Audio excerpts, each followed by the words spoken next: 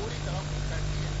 एक तरफ पूरी साउथ दिल्ली विकास के नए नए आयाम देख रही है, विकास की रोशनी सबसे ज्यादा इस इलाके को रोशन कर रही है, लेकिन इसके दिल में बसे संगम बिहार के हिस्से में सिर्फ मायूसी आ रही है।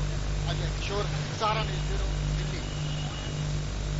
चलिए, आधी दिल्ली अवैध क्यों है और जो वैध है, अगर अवैध है तो वहां इलेक्टेड जो रिप्रेजेंटेटिव हैं उनके हाथ क्यों बंधे हुए हैं, इस पूरे चर्चे में हमारे साथ आते हैं ये दिल्ली के वित्त मंत्री स्वयं है। वालिया साहब, बहुत बहुत स्वागत है वालिया जी आपका। और संगम बिहार के विधायक हैं एससीएल गुप्ता, भारतीय जनता पार्टी के विधायक हैं, पहली बार सुनकर हैं विधानसभा में, आपका भी बहुत स्वागत है।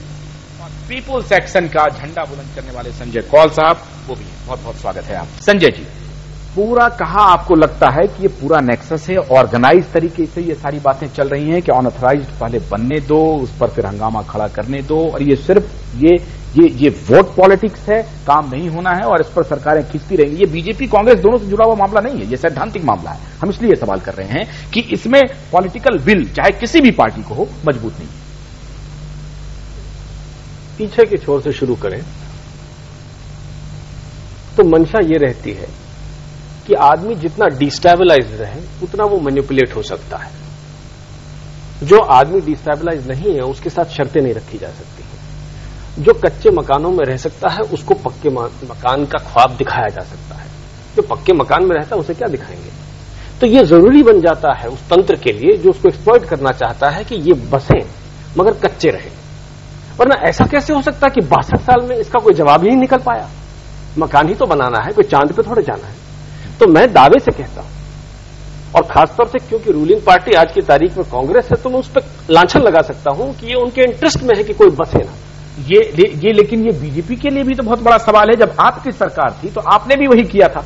हम इसलिए कह रहे हैं कि दोनों पॉलिटिकल पार्टियों को ईमानदारी से ये एक्सेप्ट करना पड़ेगा कि कभी ये राजनीतिक इच्छा शक्ति का विषय रहा नहीं कि अनऑथराइज्ड के मामले को कैसे सॉल्व किया जाए। विधायक अपने फंड का इस्तेमाल नहीं कर पा रहे हैं तो फिर विधायक की आवश्यकता क्या है? संजय जी, विधायकों को पॉलिटिक्स छोड़ देना चाहिए क्योंकि इनको एससीएल गुप्ता जी को मालूम है कि हम अपने फंड का इस्तेमाल नहीं कर सकते हैं, हम जनता को कुछ दिखा नहीं सकते हैं। 5 साल बाद ये जनता को जवाब क्या देंगे? इसमें ओरिजिनली परिभाषा की गड़बड़ है। एमएलए का रोल वहां पर पैसा डिसबर्समेंट का नहीं होता है, उसका काम कानून बनाना होता है फंडामेंटली।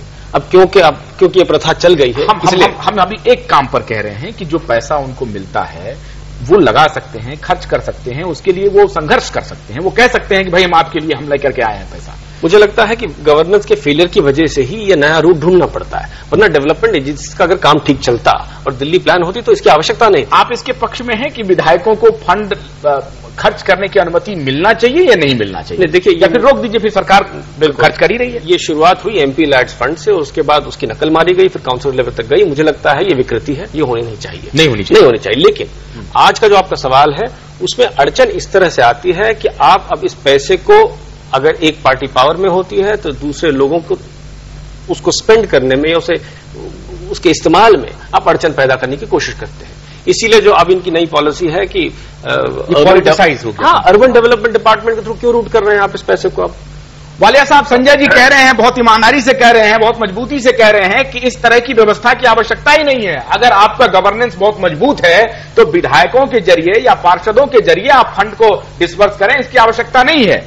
आप क्या सहमत हैं इस बात से? क्या आप इस भाव को समझते हैं कि हाँ वाकई में आवश्यकता नहीं है?